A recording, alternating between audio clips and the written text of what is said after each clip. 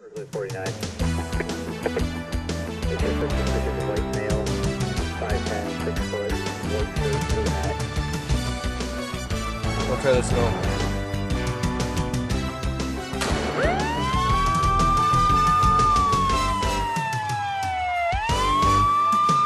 Hello and welcome to the January edition of Behind the Badge. I'm your host, Sergeant Mike Crum with the Berkeley Department of Public Safety.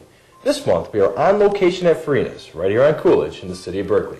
I'm here with Brooke Holman, General Manager of Farina's. Hello, Brooke, and thanks for letting Behind the Badge film at your location. Hi, how are you? First of all, how long has Farina's been serving the residents of our community?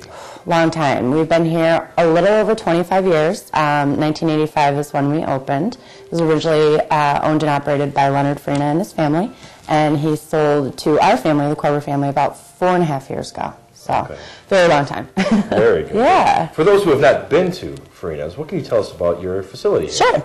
We are an all-inclusive on-site catering facility, which means that we hold private events and functions, anything from weddings to birthday parties, mitzvahs, memorials. We do it all. So, yeah. And we cook a lot. We do a lot of cooking. So that's super important. Well, I heard some exciting news about the owner, Karen. Yes. The owner of Farina's here, that she was voted Berkeley Business Person of the Year. Yes. What can you tell us about that? It was a huge honor, totally unexpected. The Berkeley Chamber of Commerce called me and let me know probably about a month before they told her, so I had to keep a secret. And for those who don't know, we are family-owned and operated, so that's my mom. Keeping a secret from her is the hardest thing in the world. But it was a huge honor. You know, they thought that she did a really good job this year, and, you know, she participates in a lot of things, and we're longtime Berkeley residents. She's third generation. I'm a fourth generation. So it was nice to be honored like that. It was a very cool thing. Farina's has always been kind to the police department. We know that. And they good to know, right? Thanks. Okay. They support what we do. Right. They're very big in the community. Everybody knows Karen and yourself about the community. What can you tell us about your community involvement?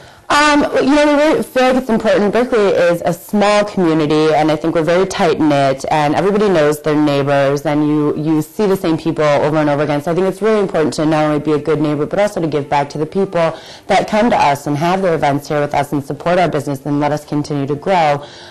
We get involved, like with you guys, we do the golf outing, we do sponsorship for the parade with Santa. We just did our free senior luncheons for the community centers of Berkeley, Oak Park, and Huntington Woods.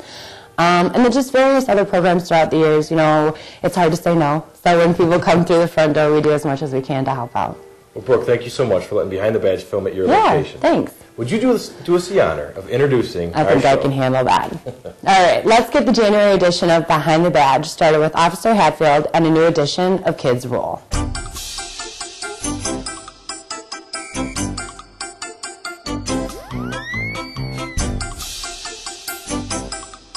This month on Behind the Badge, we want to cover fire safety, specifically looking at our electrical side of things. With me is Sydney and Lily, and we're going to cover certain things we should and shouldn't do when we have electrical situations in our home.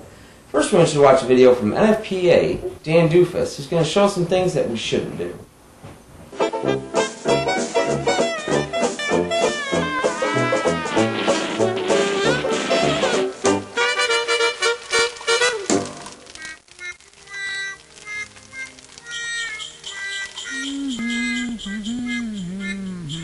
Excuse me, Dan, but you should never plug a major appliance into an extension cord.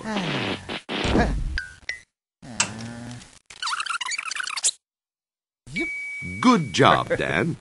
Damaged cords can erupt into sparks and cause a fire. Use light bulbs with the correct wattage and fix damaged cords. That's great, Dan.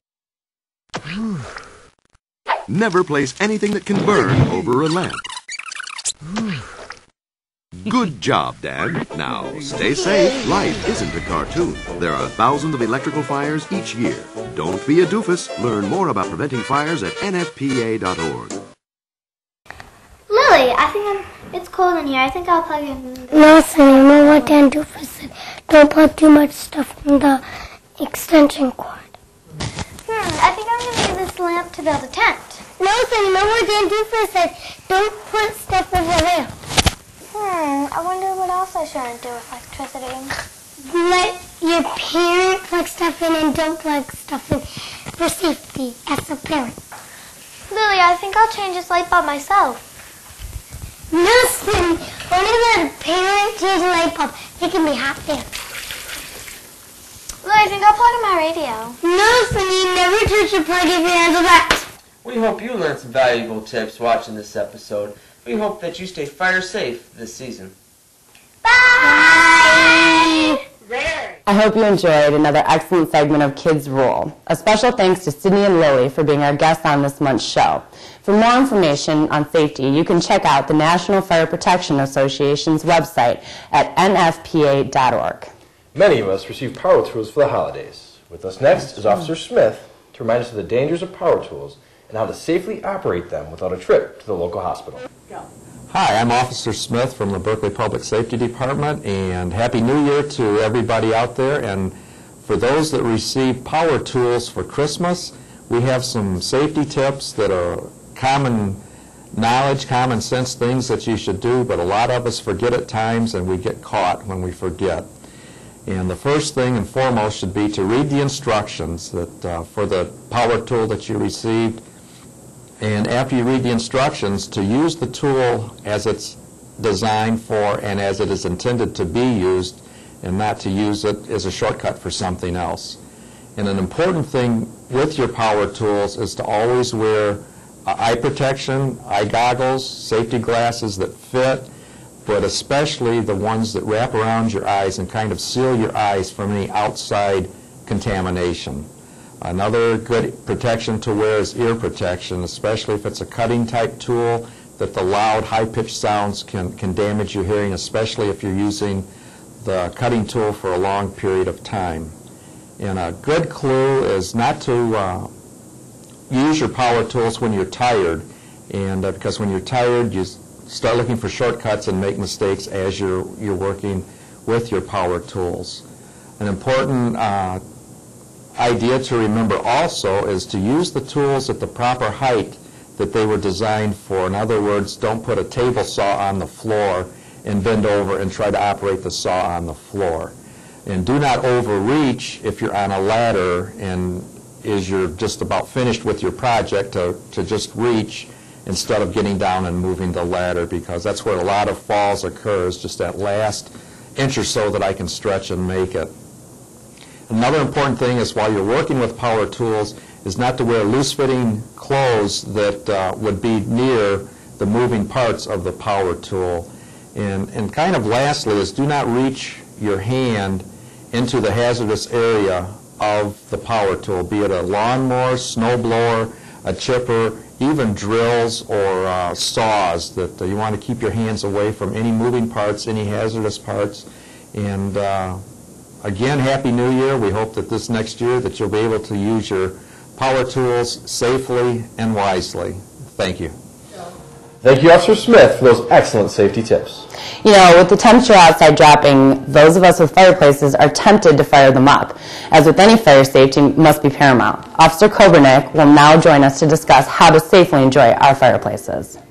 Hello, I'm Officer Jordan Kobernick with the Berkeley Department of Public Safety. As the weather cools, there is nothing better than sitting around a warm fireplace with family and friends.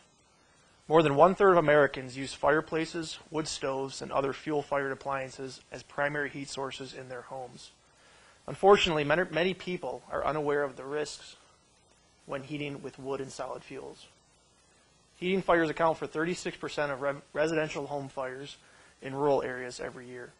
Often these fires are due to creosote buildup in chimneys and stovepipes.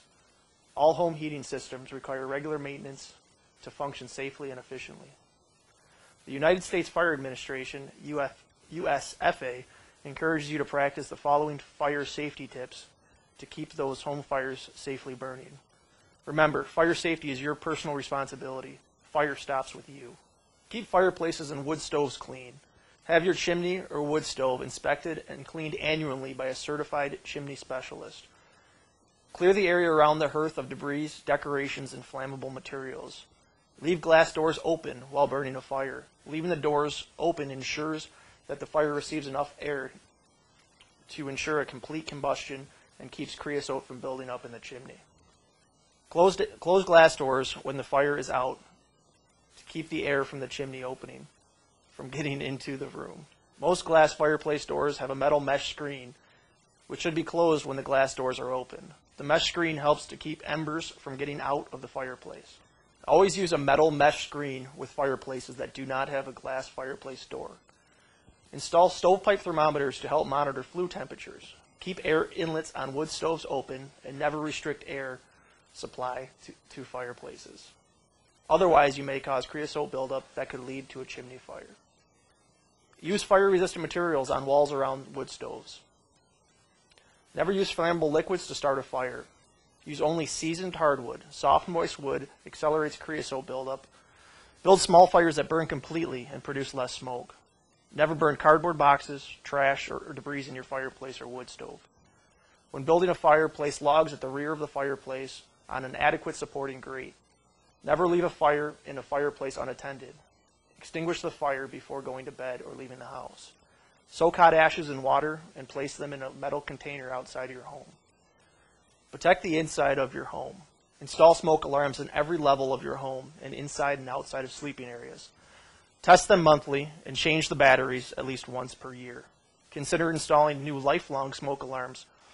Provide proper venting systems for all heating equipment. Extend all vent pipes at least 3 feet above the roof or to local code. Thanks for watching Behind the Badge. Thank you, Officer Kobernick, for those excellent safety tips. Remember to have your fireplaces inspected to ensure safe operation. Each year, the emergency personnel in our area get the opportunity to attend Shop with a Hero. It is a privilege and an honor to participate in this event. This year, Public Safety Officers Corey Miller, Dennis Geary, Brian Lady, and Greg Betts all made their way to Meyer in Royal Oak. Here are some of the highlights of this year's event. Okay, now I'm going to introduce Bobby Stevens. She's the coordinator for Shopping with a Hero for the Royal Oak Meyer. Bobby, welcome to our show. Well, thank you. What is it that Meyer does for these children?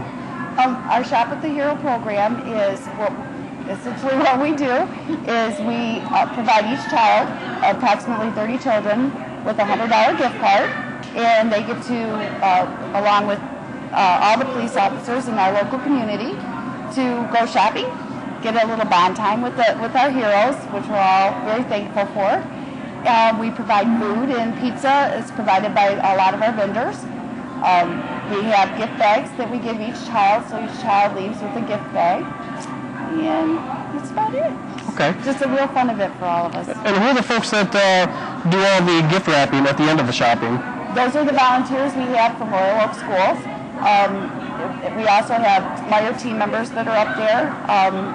A lot of people from the community. We have Avondale High School's Honor Society here. Okay. They're wrapping. And Meyer team members and just volunteers. Do you know how many years Meyer's have been participating? At least the Royal Oak Meyer?